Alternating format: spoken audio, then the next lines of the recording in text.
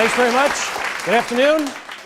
Great to be here with you guys. We got a lot of ground to cover, so I'm going to jump right in. I'm going to start by comparing some notes with you here a little bit, because I've been at this work of leadership development now for 20 years, and I've had the opportunity to work with just about every kind of organization you can imagine, in just about every kind of industry you can imagine, from top to bottom, on creating cultures of leadership. So I've been involved not only in the practice of leadership in my own companies and in Tom's company, for example, but I've been involved in the study of leadership, researching about leadership, writing about leadership, speaking about leadership, coaching leadership for 20 years.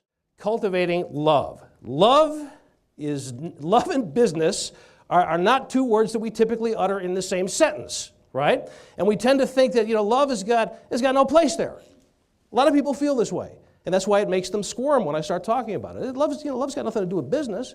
And frankly, that point of view is flat out wrong. At the very least, it's misguided. At the very least, it misses the point. And in fact, what we're going to find is, and I don't expect you to take this at face value. I want to make my case for this, all right? But I think what we're going to find is that not only is this word not inappropriate, love is at the very foundation of leadership. It's at the foundation of any great leadership act, and not only that, it's at the foundation of any great, thriving, competitive business. The problem that we create and the mistake that we often make is we assume that that's enough for people. That because it's important, it should be enough. And it's not. Human beings have a very deep, primal need to be a part of something great. So non-rhetorical question number 2 addresses that directly, and it's some variation on this theme. What do I/we really do here? What's the higher meaning and purpose of our work? I mean, there's no magic way to answer this question, but I just want to get you going on the right track. And again, let me be very specific as to what I'm asking you to do here with this question. First step is to take the time that this deserves to really think about this, really reflect on this. And you'll see that it relates to the first question about why you love your work. It relates to your history, how you got to be doing the work that you do. It relates to the people that you work with. It relates to the impact that you think you can have on the world. All that stuff comes into play in trying to answer this question. And I'm asking you to do that just for yourself. Just reflect on it for yourself first. When you think you've really got the answer to that, and this is not about marketing spin, it's not about coming up with the snappy phrase, it's all about the authenticity, the sincerity in this. When you have the real, authentic, sincere answer for yourself. And think about this in the context of your team or your company, whatever context makes sense for you. Once that clarity is there, and it's real. So I want to start out by defining the word audacity in the context of extreme leadership. And there are 2 parts to this definition.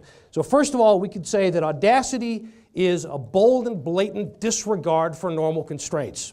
You know the old management catchphrase that it's important to think outside the box, right? We've heard that one ad nauseum over the years. The audacious approach to this is more along the lines of, what box? There is no box in the audacious mindset. It's the proverbial blank sheet of paper, all possibilities mindset that doesn't get all caught up in all the reasons why something won't work, but instead is filled with the hope and the expectation that we could really do something cool, something significant, and something meaningful if we really put our minds to it. But the problem with this definition, if we were to leave it here, is that it can go either way.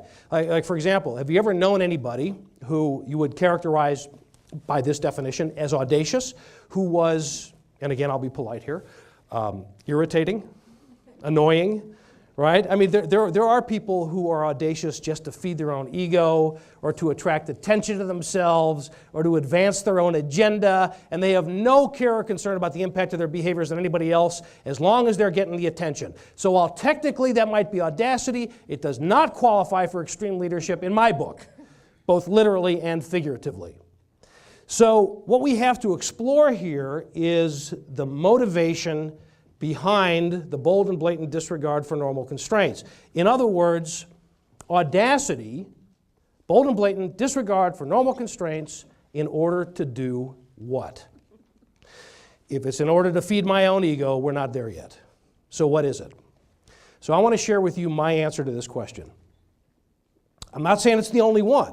But I do think, first of all, it gets us right in the zone as far as extreme leadership goes, and it does give us, I think, the most significant opportunity and perhaps you could even argue obligation that we have as leaders and as human beings in this day and age. So here we go.